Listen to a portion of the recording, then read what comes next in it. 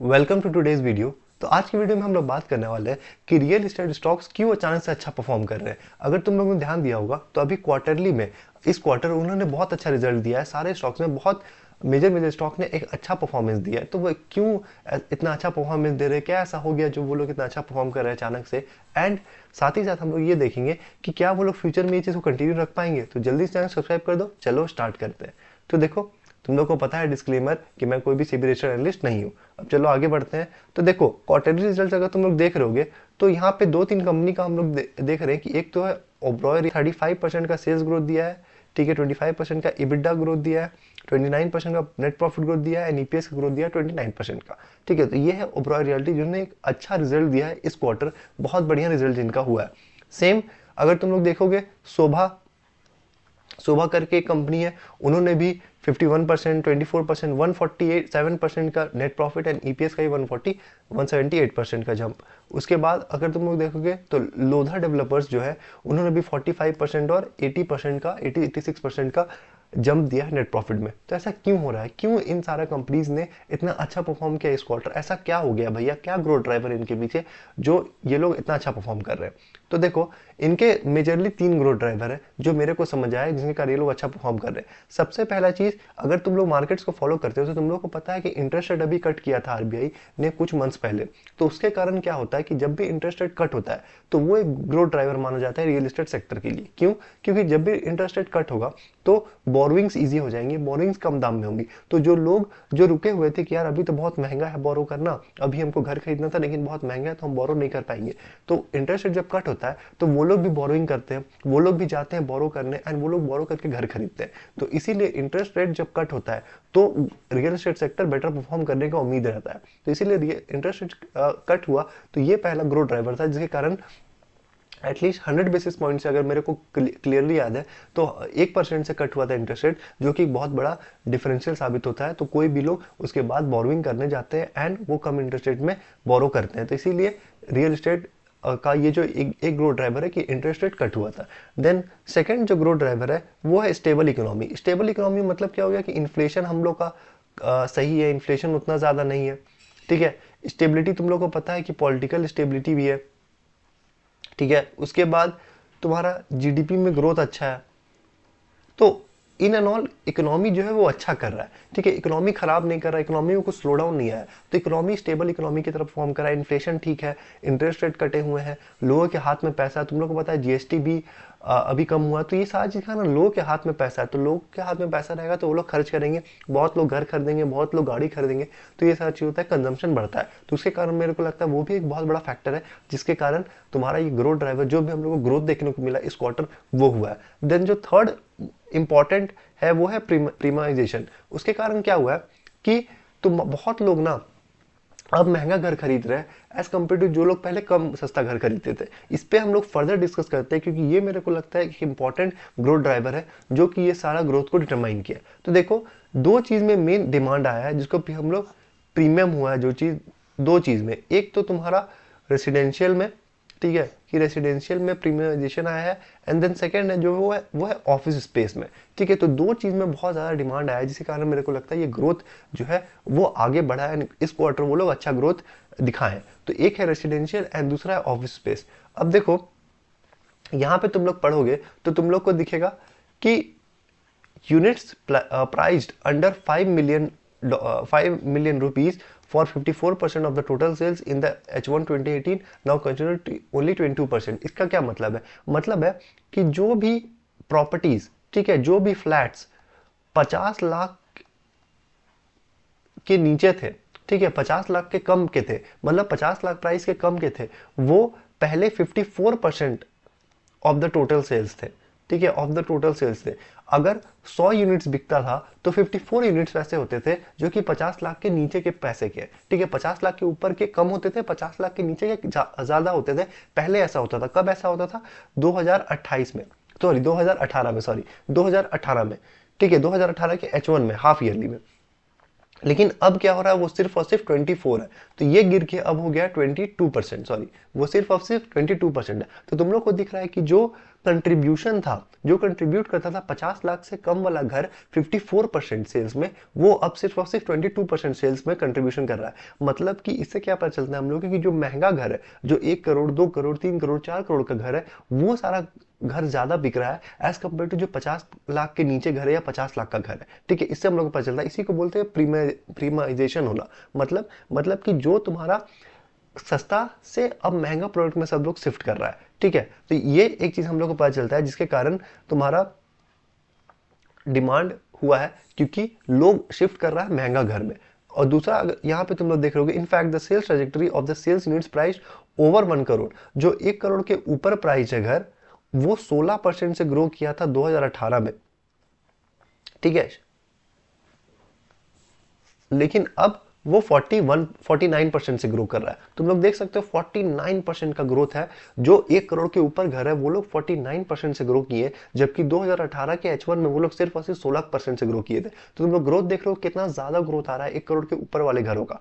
ठीक है, उसके बाद अगर आगे तुम लोग पढ़ो तो इंक्रीजिंग इन द 2 और 5, 2 से 5 करोड़ का ब्रैकेट में जो आते हैं, जो घर आते हैं 2 से 5 करोड़ का, ठीक है, वो लोग 2024 में 13% से बढ़ के 17% पे हो गए। वाइल दैट 1 से 2 करोड़ जो है वो इंक्रीज किया है 25% to 27% during the same period.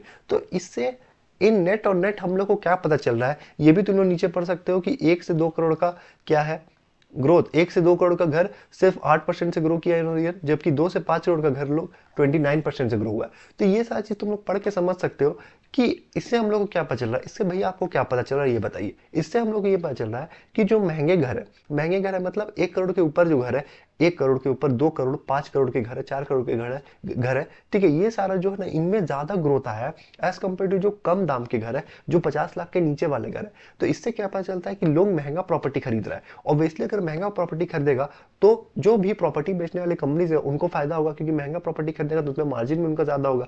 तो ये सारी चीज के कारण क्या होगा कि वो लोग का जो परफॉर्मेंस जो हम लोग को दिख रहा है वो ज्यादा हुआ है। ये रेसिडेंशियल बूम के कारण, कि रेसिडेंशियल में शिफ्ट आया है, लोग अब ज्यादा महंगा घर खरीद रहे हैं, ज्यादा लग्जरियस घर खरीद रहे हैं, 2 करोड़ का 5 करोड़ का घर खरीद रहे हैं एज कम्पेयर टू 50 लाख का घर। ठीक है, अब इससे तुम लोग को और डिटेल में समझ आएगा कि देखो हम लोग का 2024 का फर्स्ट हाफ में और 2025 का फर्स्ट हाफ में का ये डेटा है। ठीक है, यहाँ पे तुम लोग देख रहे हो कि 50 लाख का घर, 50 लाख से 1 करोड़ का घर, 1 से 2 करोड़, 2 से 5 करोड़, 5 से 10 करोड़, 10 से 20 करोड़, 20 से 50 करोड़ और 50 करोड़ के ऊपर का घर। तो यहाँ पे तुम लोग देख रहे हो कि 2024 में, मैं 2024 बोल रहा हूँ, हाफ ईयरली नहीं बोल रहा हूँ, तुम लोग समझ जाना, हाफ ईयरली का डेटा है। तो 2024 में जो 27% था 50 लाख का घर, मतलब 100 घर अगर बिकता था तो उसमें 27 घर 50 लाख का वाला होता था।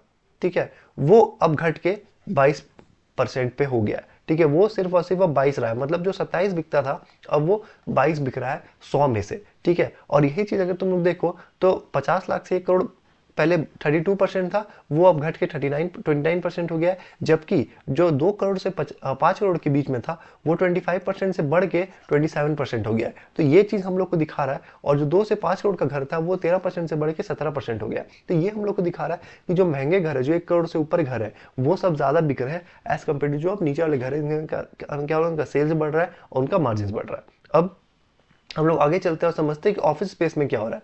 अब देखो ऑफिस स्पेस में सबसे बड़ा जो डिमांड है वो क्रिएट कर रहा है जीसीसीज। ठीक है, जीसीसीज क्या होता है भैया? जीसीसीज को अगर तुम लोग यहाँ पे तुम लोग डेफिनेशन पढ़ सकते हो जो मैंने लिखा है, या फिर मैं समझा देता हूँ कि जीसीसीज क्या होता है। कि तुम लोग जानते हो कि इंडिया का जो आईटी कंपनीज है वो लोग क्या करते हैं, वो लोग फॉरेन के कंपनीज के लिए, खास करके यूएस के लिए वो लोग काम करते हैं। कि यूएस का जो कंपनी है उनके लिए वो लोग आईटी का काम करके उनको देते हैं।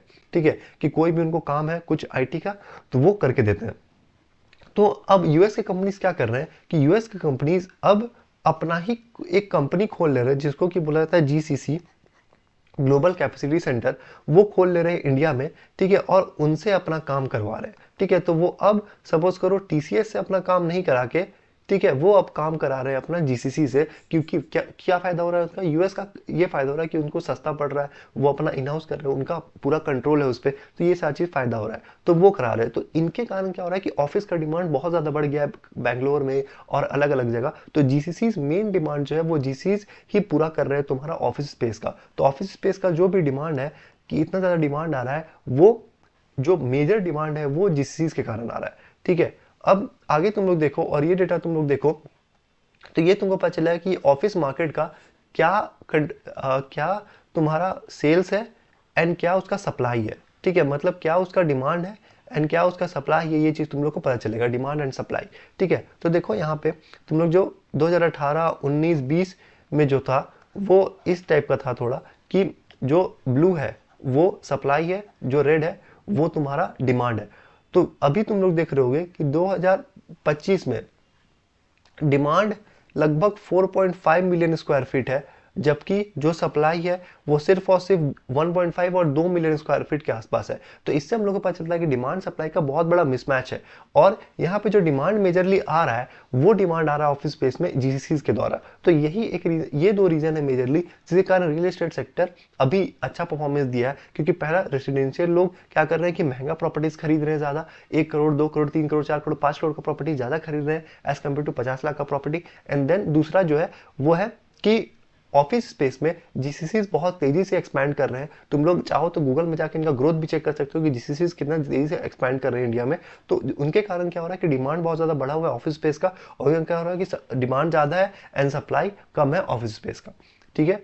अब फ्यूचर आउटलुक क्या है भैया, आपको क्या लगता है कि ये फ्यूचर में क्या होगा, ये चीज आगे कंटिन्यू होगा या अब रुक जाएगा, अभी तक था जो था। अब देखो ये चीज फ्यूचर आउटलुक के लिए हम लोगों को थोड़ा कॉन कॉल्स पढ़ना होगा एंड कॉन कॉल से समझना होगा कि क्या आउटलुक मिलता है। लेकिन क्योंकि अभी बहुत कंपनीज का कॉन कॉल नहीं आया है, जैसे ओबराय रियल्टी का जिन्होंने हम लोग ने जिनका देखा, लोधा डेवलपर्स का, ये लोग का अभी तक कॉन कॉल नहीं आया है। तो जब तक ये लोगों को कॉन कॉल नहीं आता है हम लोग को उतना अच्छा से आउटलुक नहीं पता चलेगा। लेकिन फिर भी अगर अभी तुम लोग देखो तो अभी का जो इन्वायरमेंट है कि इंटरेस्ट रेट कट हुआ था, ठीक है, अगर आगे जाके इंटरेस्ट रेट कट होता है या इंटरेस्ट रेट स्टेबल रहता है, ठीक है, ग्रोथ सेम रहता है, स्लो डाउन नहीं होता है ग्रोथ में इंडिया का, एंड ये सारी चीज जो है थोड़ा स्टेबिलिटी रहता है, ये सारी चीज सही रहता है, तो मेरे को लगता है ये आगे भी अच्छा परफॉर्म कर सकते हैं, ठीक है, ये सारी चीज को देख के। लेकिन अगर कहीं इन्फ्लेशनरी इन्वायरमेंट बन जाता है एंड इंटरेस्ट रेट बढ़ जाता है तो फिर थोड़ा सा ये हिट ले सकते हैं। लेकिन अभी का एनवायरनमेंट रहा, जो अभी का एनवायरनमेंट देख के लग रहा है कि इंडिया में उतना ज़्यादा इन्फ्लेशन नहीं हो रहा है, इंटरेस्ट रेट कट हो रहा है,